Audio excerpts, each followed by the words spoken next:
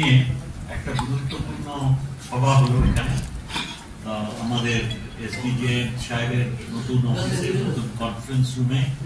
আমরা ইডিডি এর নবনিযুক্ত চেয়ারম্যান শ্রী কবি দত্ত, আমাদের ডিএমসি বোর্ড অফ অ্যাডমিনিস্ট্রেটরস এর চেয়ারপারসন শ্রীমতী অনিন্দিতা মুখার্জি, আমাদের স্টেট সাউথ বেঙ্গল স্টেট ট্রান্সপোর্টের চেয়ারম্যান শ্রী সুভাষ মন্ডল, আমাদের এডিশনাল ডিস্ট্রিক্ট ম্যাজিস্ট্রেট জি, আমাদের এসডিজিএম সাহেব এবং এডিডি এর আধিকারিকরা, আমাদের এনএচএআই প্রতিনিধিরা ছিলেন, আর আমাদের এসবিএসটিসির এমডি সাহেব আছেন, আমাদের অ্যাডমিনিস্ট্রেশনের থেকে ট্রাফিকের যারা দায়িত্বে আছেন প্রশাসনে তারা আছেন, এবং অন্যান্য আনুষঙ্গিক দপ্তরের সকলে উপস্থিত ছিলেন। আর আমাদের অনুরোধে ইডিডি এর চেয়ারম্যানের অনুরোধে আমাদের একজন বিশিষ্ট আর্কিটেক্ট তিনিও আজকে সবাই আমন্ত্রিত ছিলেন। আমরা মূলত টার্মিনাসের যে পরিকল্পনা কয়েক বছর আগে মাননীয় মুখ্যমন্ত্রীর নির্দেশে তৈরি হয়েছিল, তারপরে সেটা এগোনো যায়নি। আমাদের নবনিযুক্ত ইডিডি এর চেয়ারম্যান আসার পরে তিনি তৎপরতার সঙ্গে এসবিএসটিসির চেয়ারম্যানের সঙ্গে কথা বলে উনি স্থির করেন যে আমরা খুব তাড়াতাড়ি এটাকে কিভাবে এগিয়ে নিয়ে যাওয়া যায় তার জন্য একটা আলোচনার ব্যবস্থা করতে। আমাদের ডিএমসি, এডিডিএ, এসবিএসটিসি এবং অন্যান্য আনুষঙ্গিক দপ্তরগুলো, এনএচএআই, তাদের সকলকে নিয়ে আজকে আমরা এখানে বিভিন্ন অপশনস আলোচনা করলাম। ভবিষ্যতের কথা চিন্তা করে কিভাবে এর চাহিদা বাড়বে এবং প্রয়োজনীয়তা, মানুষের স্বাচ্ছন্দ্য বজায় রেখে কিভাবে আমরা এই পরিবহন ব্যবস্থাকে সাপোর্ট দিতে পারি ইনফ্রাস্ট্রাকচারালি, এই নিয়ে বিভিন্ন রকমের আলোচনা হয়েছে। আমরা স্থির করেছি আমাদের যা যা পরিকল্পনার অন্তর্ভুক্ত যেসব জিনিসগুলো করা দরকার সেগুলো লিপিবদ্ধ করে এবং এই প্রস্তাবকে আমরা আমাদের রাজ্য সরকারের কাছে পাঠাবো এবং এই নিয়ে যে পরিকল্পনা তৈরি করা হবে প্রফেশনালি তার জন্য অনুমোদন চাই, এবং তার যে আর্থিক প্রয়োজনীয়তা আছে সেই সম্বন্ধেও তাদের অনুমোদন পেলে আমরা এটা যত তাড়াতাড়ি সম্ভব এর ডিপিআর তৈরি হবে এবং তারপরে আমরা এটা পর্যায়ক্রমে আমরা পুরো পরিকল্পনাটা করার মতন মানসিকতা আমাদের আছে। তবে যত তাড়াতাড়ি সম্ভব রাজ্য সরকার যে আগামী 15 দিনের ভেতর হয়ে যাবে, কিন্তু ইতিমধ্যে আবার সামনের শনিবার আমরা এই নিয়ে পর্যালোচনা করবো কতটা যাচ্ছে। দ্বিতীয়ত আমাদের এখানে যে সলিড ওয়েস্ট ম্যানেজমেন্টের জন্য যে সমস্যা হচ্ছে, দুর্গাপুরবাসীর যে বর্জ্য আমাদের এখানে হয় তথ্য, সেগুলো প্রসেসিং এর জন্য যে প্ল্যান্ট বসানোর দরকার, যেখানে আমাদের আপাতত বর্জ্য ফেলা হয় সেখানে প্ল্যান্ট বসানোর কিছু অসুবিধা দেখা দিয়েছে। আমরা তার জন্য নতুন জায়গা, বিভিন্ন জায়গা নিয়ে প্রস্তাব এসছে এখানে, সেটা ডিএমসির যিনি কর্মধার আছেন তিনি এ নিয়ে বেশি বলেছেন, এবং আমরা কয়েকটি জায়গা চিহ্নিত করে সেগুলো আমরা এখন এগুলো সার্ভে করা হবে এবং করে নিয়ে যদি ওটা উপযুক্ত মনে করা হবে তাহলে সেখানে আমরা যাতে এগোতে পারি যোগ্যতার সঙ্গে সেটা দেখা হবে।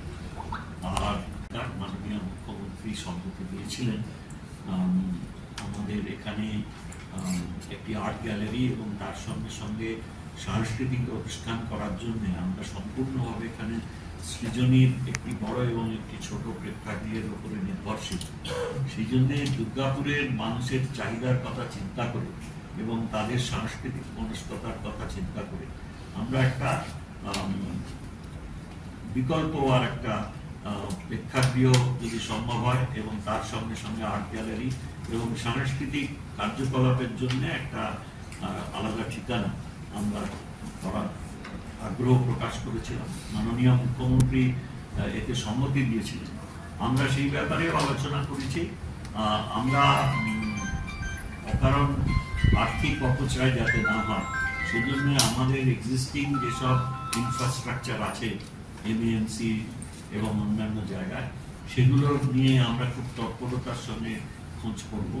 যদি সম্ভব হয় তাকে রিনোভেট করে আমরা এই চাহিদাটা আপাতত পূরণ করবো, এরকম একটা আশা এখানে আমরা ব্যক্ত করা হয়েছে।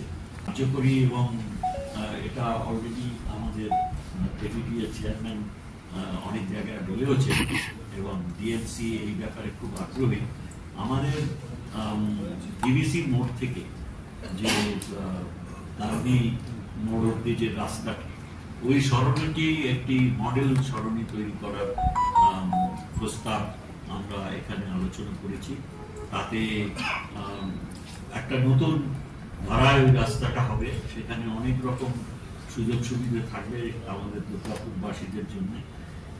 আর সেখানে অবশ্যই নির্ভর করবে তাদের এবং আপনাদের সকলের সহযোগিতা, যাতে সেটা দূষণ মুক্ত রাখা যায়। তার ভেতরে নো স্মোকিং জোন থাকবে। অবশ্য যারা ধূমপান না হলে মনে করেন ওই রাস্তায় যাওয়াই যাবে না, তাদের জন্য কিছু কিয়স্কের হয়তো ব্যবস্থা থাকবে। আর আমরা কিছু কিয়স্ক এডিডিআর বা ডিএমসি থেকে তৈরি করা হবে, যেগুলো আবার সাধারণের সহায়তা লাগবে, যাতে সৌন্দর্য বজায় রেখে জায়গাটাকে সুন্দরভাবে দুর্গাপুরবাসী তাদের নিজেদের জন্য এবং বাইরের যারা আমাদের এখানে অতিথি আসবেন তাদের কাছে এটা যাতে একটা উল্লেখযোগ্য স্মরণীয় হয়ে ওঠে। এবং এটা যদি মডেল হয় ভবিষ্যতে আমরা আশা করব যে দুর্গাপুরে আরো হয়তো এরকম স্মরণীয় একটা সৃষ্টি করতে হবে। আপাতত এই নিয়েই হয়েছে। তার সঙ্গে সঙ্গে আমাদের এই যে সামনে যে আমাদের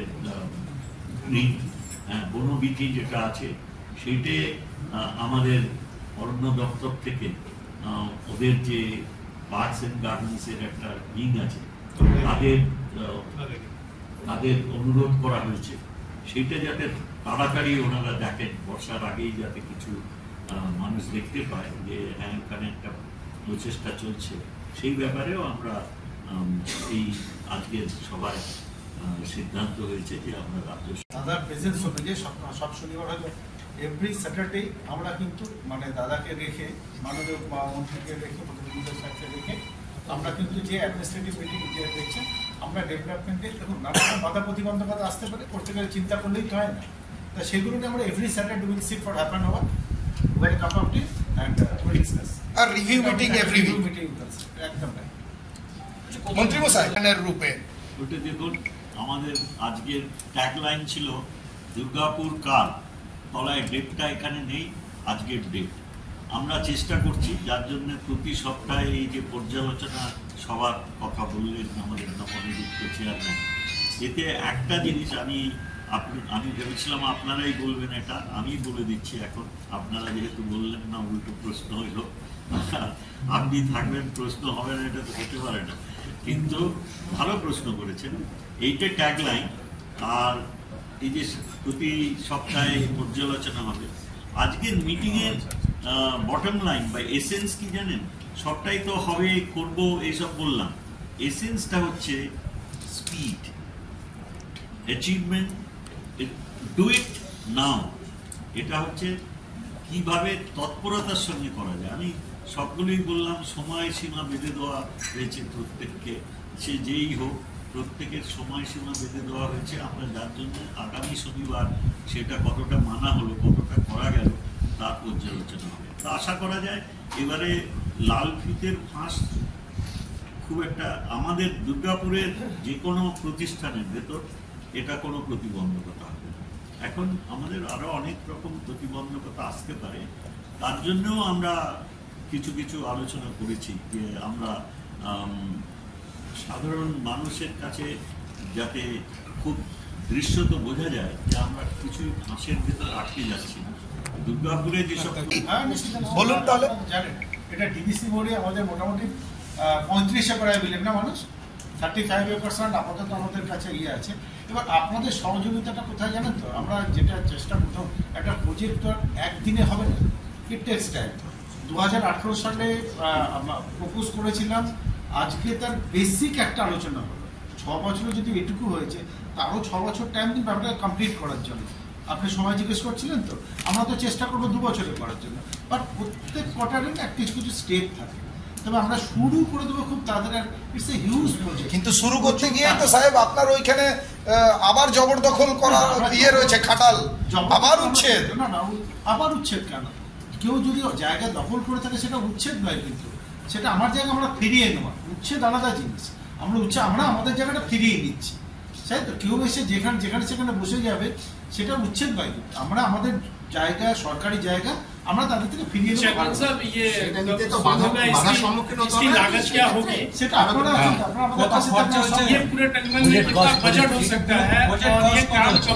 এখনো খুব প্রিলিমিনারি স্টেজে আলোচনা হয়েছে, এগুলো এখনো ওইসব ব্যাপারে আলোচনা করি। ডিপিআর হবে তো? ডিপিআর হবে, মানে একটা ধরুন এখন গভর্নমেন্ট কাছে টাকা পয়সা খুব কম, সেখান থেকে অনুমোদন পাওয়াটাও খুব কঠিন এখনকার অবস্থা অনুযায়ী বলছি। সেক্ষেত্রে 200-250 কোটি টাকার যদি একটা প্রজেক্ট হয়, টাকা পাওয়ার ব্যাপারটা একটা, সেক্ষেত্রে কি ওই টাকার জন্য কি আটকে যাবে এরকমটা? সবটাই আটকে যাবে কিনা জানি না, কিন্তু ব্যাপারটা তো করতে গেলে সময় লাগবে। করতে গেলে তো সবার আগে টাকা দরকার, সহযোগিতা দরকার। কোনো প্ল্যান বি রয়েছে? পিপিপি মডেল বা কিছু? হ্যাঁ, পিপিপি মডেল আছে। বাকি আপনাদের সহযোগিতা, অন্যদের সহযোগিতার দরকার, আর টাকার দরকার। প্রথমটা সবাই জোগাড় হয়েছে আজকে, বাকি দুটো প্ল্যান বি। কোনো প্ল্যান বি রয়েছে? পিপিপি মডেল বা সরকারের ছাড়াই কোনোভাবে করা যেতে পারে। আগে ডিপিআর হবে, তারপরে ওইসব অপশনসগুলো থাকবে, যে বিওটি হতে পারে, পিপি মডেল হতে পারে, গভর্নমেন্ট বাধ্য হতে পারে নিজে করতে, কারণ এটা করার আগ্রহ খুব বেশি। আমি আগেই বললাম যে পর্যায়ক্রমে আমরা পুরো প্ল্যানটা একসঙ্গে একেবারে এক্সিকিউট করতে পারছি। আমার একটা প্রশ্ন ছিল, আমি আপনাকে একটা প্রশ্ন করতে পারি, যদি খারাপ ভাবে নেন, পজিটিভ ওয়েতে নেন, আপনি কি করেছেন অ্যাবাউট ফর বেনিফিট? খারাপ ভাবে নেবেন, আমি হাত জোড় করে বলছি, আপনারও কিন্তু আমি খবরে তুলে ধরার চেষ্টা করেছি। আমি সাধারণ মানুষ, আমিও তো সাধারণ মানুষ ছিলেন, তো পেয়েছি 6 দিন আগে। আপনি দেখবেন আমি একটা কথা শোনান, আপনি জাস্টিফাইড হতে কোশ্চেন করেছেন, থেকে শিখেছি ব্যাপারটা, যে ব্যাপারটা সরকার কিন্তু আপনি, আমি, ও, রাম, শ্যাম, যদি সবাই মিলে সরকার, মানে কিন্তু শুধু নরেন্দ্র মোদী, শুধু মমতা ব্যানার্জি, শুধু অনিন্দিত মুখার্জি, শুধু প্রদীপ বাবু নন। সরকার তো আমার বক্তব্য হচ্ছে সরকার, আমরা সবাই নির্বাচিত, আমি সেটাই বলতে চাইছি যে দায়িত্ব কিন্তু আমরা অ্যাভয়েড করে গেছি। ওই যে বললাম, আপনি প্রশ্ন করছেন, আমিও প্রশ্ন করছি, আপনিও কিন্তু দায়িত্ব অ্যাভয়েড করেছেন। ওই যে টোটোওয়ালাটাকে কোনোদিন বলেছেন ভাই কেন এখানে দাঁড়াচ্ছিস? আপনি কি করে জানলেন? না, আমি বলছি আর কি, সবাই বলেন তাহলে তো আপনি আমার কাছে না এসে লাগাতে আমাদের হবে, গাছের লালন পালন যেটুকু দরকার আমাদের করতে হবে।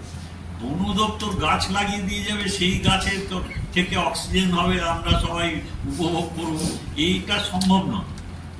আপনারা যদি বলেন যে সকলে মিলে আমরা 50টা করে গাছ লাগাবো বা 10টা করে গাছ লাগাবো, সেই গাছের সাপ্লাই দেওয়ার দায়িত্ব বন দপ্তর, সেই ব্যবস্থা আমি করে দেবো। কিন্তু কথা হচ্ছে যে আমাদের সকলকে সচেষ্ট হতে হবে। এই যে আজকাল প্রত্যেকটা অনুষ্ঠানে দেখি একটা চারা গাছ দেওয়া হচ্ছে, দেখতে ভালো লাগে, কিন্তু এর মূল লক্ষ্য হচ্ছে যে গাছের প্রতি যে আগ্রহ এবং গাছের লাগানোর যে উপকারিতা, তার সম্বন্ধে আমার ধারণা কোভিড উত্তর পরিস্থিতিতে আবাল বৃদ্ধ বনিতা অনেক বেশি সচেতন হয়েছে। আর দুর্গাপুরে স্কোপ আছে গাছ। এই যে প্রজেক্ট হচ্ছে, রাস্তা হচ্ছে, প্রচুর গাছ কাটা যাচ্ছে, বড় গাছ, একটা বড় গাছ আবার তৈরি করতে প্রচুর সময় লাগে। 50টা গাছ লাগানো উচিত তার বিনিময়ে। আর সেটা কি হচ্ছে আমাদের, সেটা দক্ষিণবঙ্গ পরিবহন সংস্থার বেশিরভাগ বাসেরই কোনো ফিটনেস সার্টিফিকেট নেই। 1, ইন্স্যুরেন্স নেই। 2, 3, যে সব চালকরা চালাচ্ছেন তাদের বৈধতা নেই চালানোর জন্য। দ্বিতীয়ত, চতুর্থ, যারা ওইখানে টিকিট কন্ট্রাক্টর কাজ করছে, মত্ত অবস্থায় গাড়িতে অব্যবহার করছে, ডিস্টার্ব করছে যাত্রীদেরকে, এ বিষয়ে বহু কমপ্লেন আপনাদের কাছে আছে। এখনো পর্যন্ত একটারও কি মানে সমাধান হয়েছে? বা আপনারা কি ফিটনেস সার্টিফিকেট গুলো দিচ্ছেন, এগুলো কি নজরে আনছেন? আমাদের ক্ষেত্রে, সব কর্পোরেশনের ক্ষেত্রে, যেটা আমাদের একটা গভর্নমেন্ট জিওটি আছে, এই যে ফিটনেস সার্টিফিকেট, আমাদের যে টেকনিক্যাল পার্সনরা আছে তারা প্রতিদিন গাড়ির চেক করে তারপরে একটা সার্টিফিকেট